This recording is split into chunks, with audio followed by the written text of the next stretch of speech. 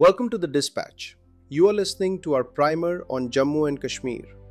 Episode 46 is about the negotiations of 1948 to 1949 leading to ceasefire. By early 1948, the conflict in Jammu and Kashmir had moved beyond the initial emergency of repelling the tribal incursion and had settled into a broader war marked by multiple fronts, political complexity, and international scrutiny.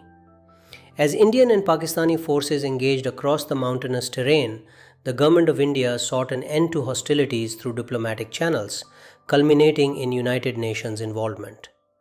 The ceasefire that took effect on the 1st of January 1949 created a military line that would define the region's geography for decades to come.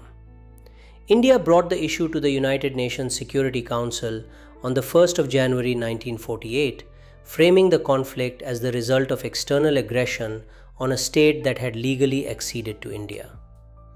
The early debates reflected the political uncertainties of the post-war world, with different powers interpreting events through their own strategic lenses.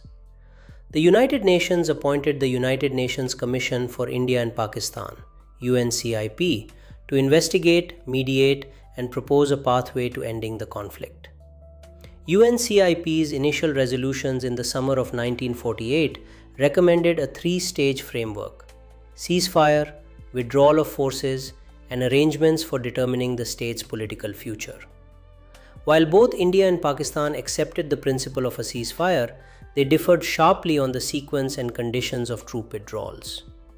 India insisted that Pakistan withdraw all armed forces, including tribal irregulars and Pakistani personnel, before any further steps, arguing that only such a withdrawal aligned with the facts of the conflict's origins.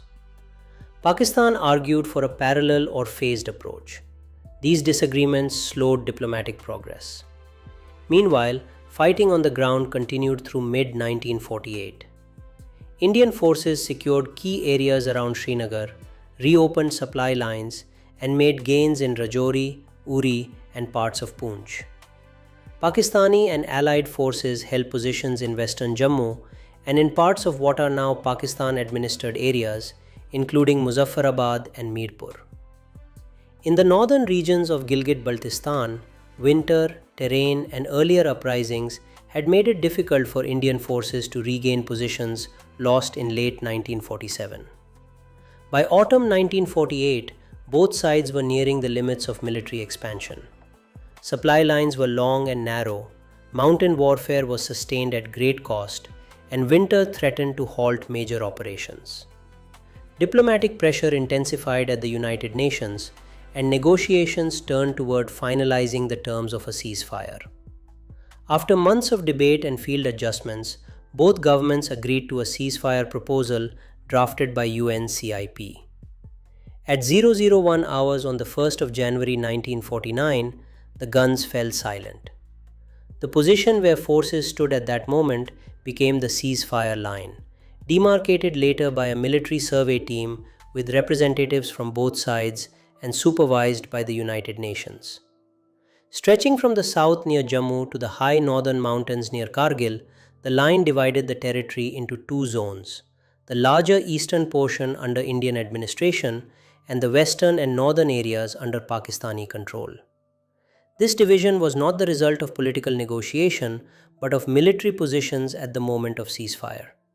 It cut across mountain ranges, rivers, cultivated valleys, and traditional routes of travel. Families were left divided, trade routes were severed, administrative jurisdictions were split.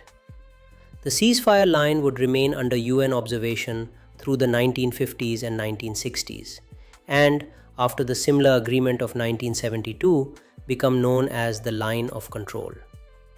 UNCIP continued negotiations into 1949, but differences over demilitarization proved insurmountable.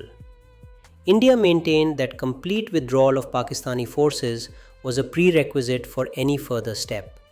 Pakistan argued for reciprocal reductions. These incompatible positions, combined with changing regional dynamics and the onset of the Cold War, slowed the UN process. By the end of 1949, the ceasefire line had become the de facto boundary and the basis for all subsequent military and diplomatic engagements. Seen from 2025, the events of 1948 to 49 were foundational. They transformed a military emergency into an international dispute, created a line that continues to shape the everyday realities of the region, and established the geopolitical framework within which Jammu and Kashmir would evolve in the decades ahead. The ceasefire line was never intended to be permanent, yet it became one of the most enduring features of South Asia's map. Thanks for watching this episode of Primer on Jammu and Kashmir. Here is a quick note from the editors of the Dispatch. While dealing with historical events, we are conscious of the fact that history has no single view. In places like Jammu and Kashmir, this can be more complicated. While explaining the events of history through this primer, we are taking the best possible care to be objective and to offer context wherever views differ starkly. We welcome you to write to us and enrich the knowledge base on Jammu and Kashmir.